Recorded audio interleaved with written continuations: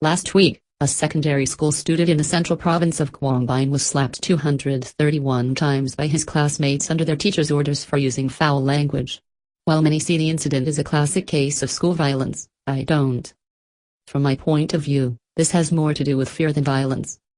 In the 20th century, American psychologist Paul Ekman said humans have 6 basic emotions: anger, disgust, fear, happiness, sadness, and surprise.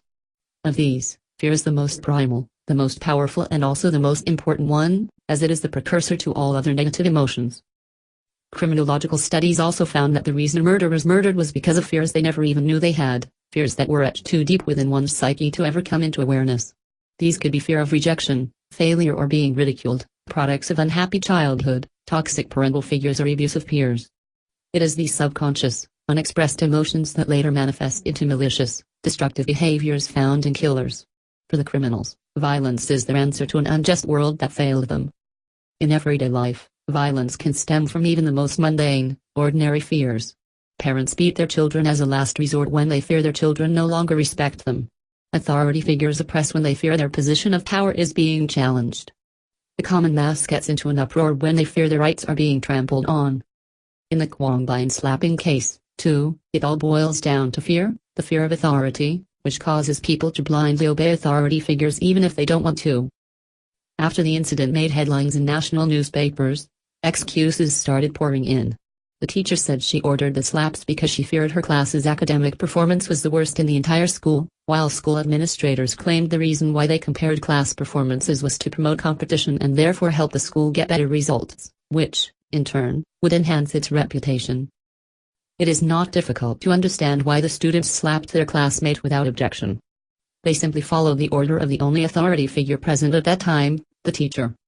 In 1961, a series of social experiments were conducted in the basement of Yale University by a psychologist named Stanley Milgram to answer a popular contemporary question. Could it be that the Nazi soldiers who helped kill millions of Jews in the Holocaust were simply following orders?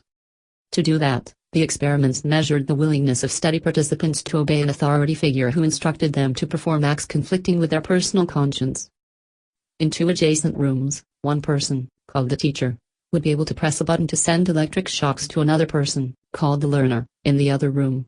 Every time the learner answered a multiple-choice question wrongly, the shocks would increase in 15-volt increments for each incorrect answer, until it supposedly reached a lethal voltage of up to 450 volts. But here's the catch. There was no actual electric shock, and all learners were only actors.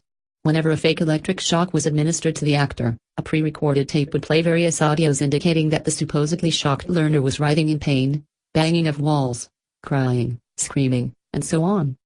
If at any time the teacher wanted to stop the experiment, the experimenter would insist, 4 times, that they continue. The experiment would end when either the teacher wants to stop it or the maximum 450-volt shock was administered 3 times in succession. The result?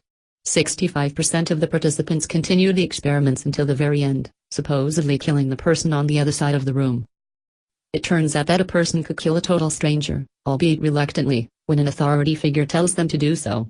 Fear begets blind obedience, the experiment's results showed. So should we just accept that it was human nature that made those secondary school kids physically assault a classmate?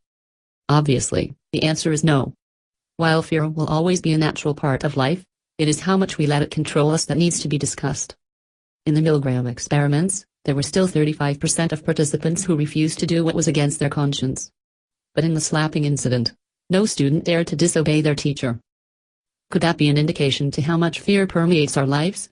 To how much it dictates our choices? Could that justify our decisions to stay silent before oppression, to break ourselves to fit the mold, to compromise our values for fear of rejection, to not be able to separate authority from tyranny? What we should do is not to eliminate fear, but to redirect it. The same fear that makes us turn a blind eye to our fellow human beings' suffering could also be the clarion call that jolts us into doing what's right, to fight for the weak and stand against injustice. No matter what we do, fear is and will always be fuel to the flame that drives the engine of human society. But whether that flame lights up our path to prosperity or consumes all of us in its blaze, is up to each one of us. Nguyen Phuong My is an author and lecturer at the Amsterdam University of Applied Sciences. The opinions expressed are her own. The video is sponsored by cntronic.com.